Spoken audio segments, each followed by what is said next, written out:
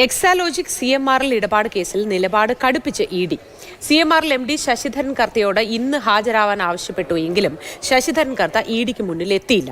എക്സാലോജിക് കേസിൽ മകളെ ചോദ്യം ചെയ്യുമെന്ന ഭയമുണ്ടോ എന്ന ചോദ്യത്തിന് മറുപടി നൽകാതെ മുഖ്യമന്ത്രി പിണറായി വിജയൻ അസ്വസ്ഥനായി. വാർത്താസമ്മേളനം അവസാനിപ്പിച്ചു.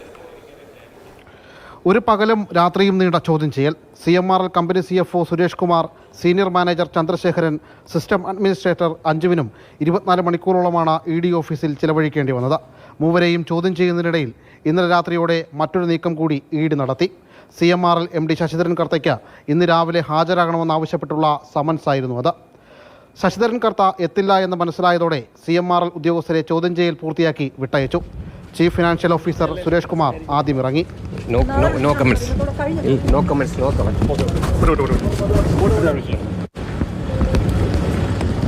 അരമണിക്കൂറിന് പിന്നാലെ മാനേജർ ചന്ദ്രശേഖരനും സിസ്റ്റം അഡ്മിൻ അഞ്ജുവും പുറത്തേക്ക്.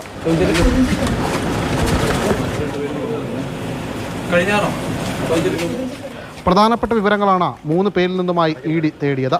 മുഖ്യമന്ത്രിയുടെ മകൾ ഉൾപ്പെട്ട എക്സാലോജിക് കമ്പനിക്ക് ഏത് സാഹചര്യത്തിൽ പണം നൽകി, എന്താണതിൻ്റെ വിശദാംശങ്ങൾ, സോഫ്റ്റ്വെയർ തലത്തിൽ CMRL എന്ത് മാറ്റമാണ് നടന്നത്, ഇതെല്ലാം വിരൽ ചൂണ്ടുന്നത് മുഖ്യമന്ത്രിയുടെ മകളിലേക്ക്.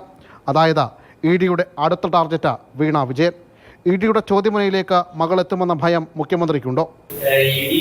പലതരത്തിൽ പലയിടത്തും നടത്തുന്നുണ്ട്. അങ്ങനെയാണെങ്കിൽ മകളിലേക്ക് ഈ അന്വേഷണം എത്തും അല്ലെങ്കിൽ നോട്ടീസൊക്കെ കൊടുക്കും, ചോദ്യം ചെയ്യുമെന്നൊരു തോന്നലുണ്ടോ?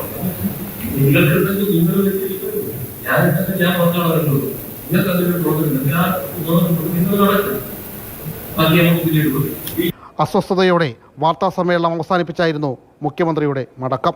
2 കമ്പനികളുടെ സാമ്പത്തിക ഇടപാട്, അതിൽ കള്ളപ്പണ ഇടപാടുണ്ടോ എന്നതാണ് ED പരിശോധിക്കുന്നത്.